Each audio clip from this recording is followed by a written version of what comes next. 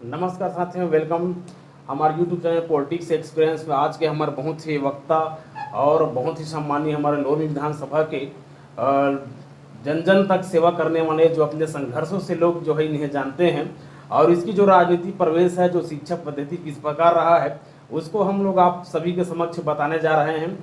और जो इसका राजनीति आप सफलता की जो क्रॉसिंग आप लोग देखेंगे, जो शुरुआत देखेंगे, बहुत एक दिलचस्प कहा जाए।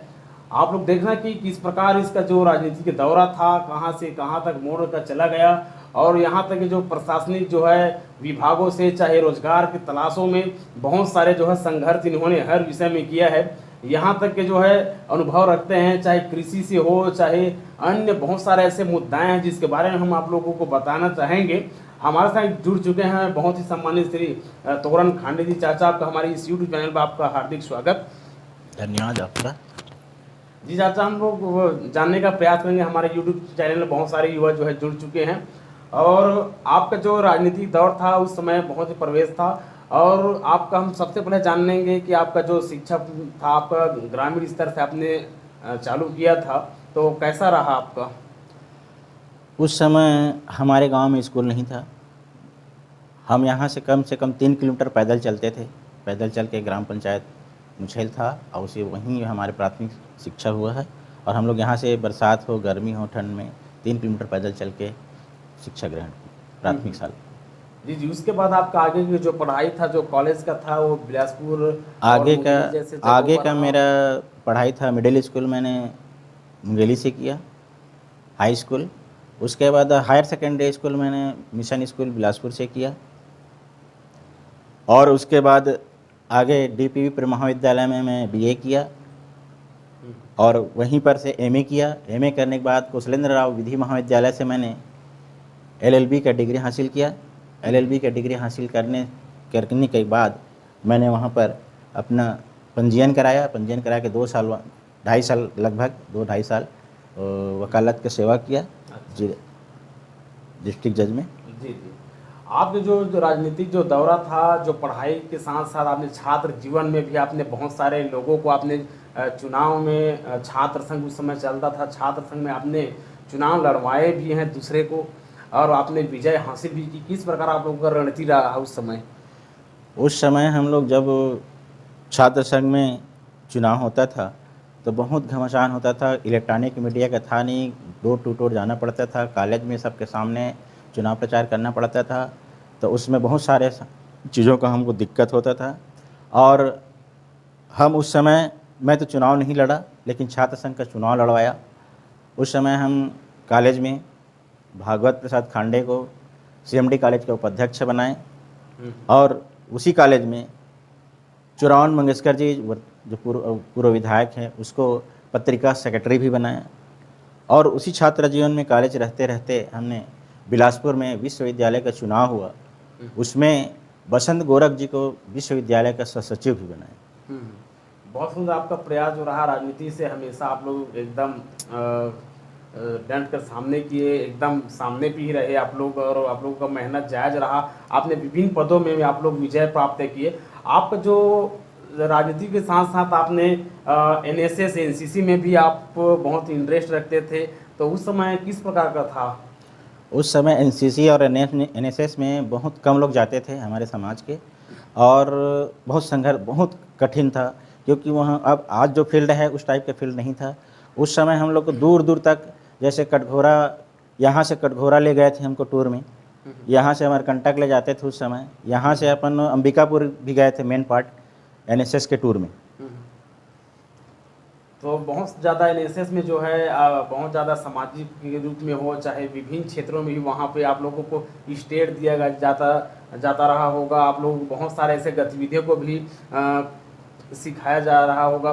किस प्रकार से मतलब उस समय जो है हाव भाव जो है लोगों के बीच आप लोग जाकर के जागरूक करने का काम किया? हम लोग उस समय एनएसएस का जो कैंप लगता था हमारे, तो सबसे पहले उस समय हम लोग शिक्षा के ऊपर ध्यान दिलवाते थे और साफ़ सफाई के ऊपर। गांव में शिक्षा, उस समय शिक्षा बहुत कम था। जब मैं यहाँ से 11वीं पास हुआ तो मेरे गांव में ही शिक्षा नहीं था। 1-2 लोग थे जो 11वीं पास किए थे, और तीसरा मैं था जो 11वीं पास किया। अब ऐसे में मैं एमए दूसरा न मैं था, एक लड़का और था जो एमए किया था अपने गांव से, दूसरा में मैं एमए किया और फर्स्ट एलएलबी यहाँ का किया मैं। और उस समय ऐसा था कि शिक्षा का बहुत कम था, और तो हम लोग जब एनएसएस में जाते थे तो हमारी जो टीचर था उसका फोकस था शिक्षा में, सफाई में ध्यान नहीं देते थे और गंभीर बीमारी होता था, इसीलिए हम लोगों को वहाँ प्ले दिया जाता था कि आप यहाँ जाके क्या बोलोगे, तो शिक्षा के संबंध में सबसे ज़्यादा बोलेगा, महिलाओं की शिक्षा के संबंध में। आप लोगों को एनएसएस के माध्यम से आप लोगों को लीडरशिप करने का भी अनुभव, एक्सपीरियंस भी रहा है। उस समय से आप लोग निश्चित ही लगातार जो है आम ग्रामीण प्रवेश में भी आपने नेतृत्व करने का प्रयास किया। ठीक उसी प्रकार आपने वहाँ जब पढ़ाई लिखाई लेकर के जब वहाँ से वापस होते हैं, उसके बाद आप सीधा जो है एएसआई इंटरव्यू लिखित परीक्षा तक का आपका जो सामना रहा, तो किस प्रकार रहा? आपने मेहनत कहाँ पे आपका कम हो गया? मेहनत मैं उस समय लगातार करता था, पढ़ाई मैं 4 बजे उठ के पढ़ना चालू करता था। उस समय भी यहाँ बिजली नहीं था गांव में, तो लालटेन से पढ़ाई करता था मैं, और हमारे गांव में बिजली नहीं था, तो मैं 4 बजे उठता था, लालटेन जलाता था और उसके बाद पढ़ाई करता था। और पढ़ते पढ़ते मुझे ऐसा सहयोग रहा कि मैं एसआई का पास कर लिया, लिखित परीक्षा पास किया, फिजिकल पास किया, और बुद्धि परीक्षण होता था उसको भी पास किया। कुछ कमी रहा जिसमें मुझे इंटरव्यू में मुझे काट दिया गया, वहाँ तक नहीं पहुँच पाया। उसके बाद जो है आप एकदम जो है वापस होते हुए आपने सीधा जो है राजनीति की मुख जो है देखने लगे, और सीधा जो है आपने गांव प्रवेश किया, और पंच से आपका जो है राजनीति आपका शुरुआत रहा, उसमें भी आपका विजय रहा। किस प्रकार रहा आपका? परिस्थिति ऐसा निर्मित हुआ कि मैं बिलासपुर में रहता था, उसी समय पिताजी का देहांत हो गया, तो मुझे घर भी संभालना पड़ा, खेती किसानी भी देखना पड़ा। तो साथ साथ मैं पीएससी का भी तैयारी कर रहा था उस समय। पीएससी तैयारी करने के बाद तैयारी करते करते अब ग्रामीण प्रदेश में रहा, तो यहाँ आया तो देखा तो बहुत सारा उस समय राजनीतिक जागरूकता नहीं थी गांव में। तो मुझे लगा कि राजनीतिक क्षेत्र में भी फील्ड है, क्योंकि मैं पहले से एनएसएस कैंप ज्वाइन किया था एनसीसी का, तो उसमें सामाजिक परिवेश बहुत प्ले मिलता है, फील्ड में जाना पड़ता है, तो मुझे लगाव था ग्रामीण क्षेत्रों से। तो मुझे ग्राम पंचायत में निर्विरोध पंच बना, और उसके बाद अपने अनुभव से लोगों को भलाई किया, पेंशन बनवाया, नाली बनवाया, और मतलब रोड का काम करवाया, लगभग बहुत सारा काम उस समय मैंने करवाया था। बहुत सारे आपने विकास कार्य करवाया। उसके बाद जो है आपका जो राजनीतिक प्रवेश था लगातार जो है लोक बागों में जो है एकदम आपका जो कार्य का जो क्षेत्र था लोग जो है जानने लगे। उसके बाद आपने डायरेक्ट जो है सीधा जो है जनपद सदस्य के लिए आपने ट्राई किया। उसमें क्या आप लोगों का मेहनत रहा, किस प्रकार आपने संघर्ष किया और उसका परिणाम क्या रहा? मैं उस समय पंच बनने के बाद और सोचा क्योंकि ये ये पद है, तो थोड़ा आगे बढ़ के और अपन ग्राम पंचायत में रहकर न कर लिए हैं तो जनपद में जाके और कुछ करेंगे समाज के लिए और क्षेत्र के लिए करके मैंने जनपद का चुनाव लड़ा 2005 में। 2005 में जनपद का चुनाव लड़ा तो जनपद क्षेत्र में मुझे बहुत अच्छे वोटों से चुनाव जिताया गया और मैं इस क्षेत्र का जनपद सदस्य बना। जी जी, आपने ठीक उसी प्रकार आपका राजनीतिक दौरा जो है बहुत ज़्यादा भव्य रूप से आपका प्रारंभ हो गया। उसके बाद आपने उस समय आप बहुत ही युवा थे और नेतृत्व करने की आप में वो क्षमता, वो प्रयास को देखते हुए आपको बहुत ज़्यादा आपको जवाबदारी भी मिलने लगा, चाहे संगठन की ओर से हो, चाहे समाज के रूप में हो।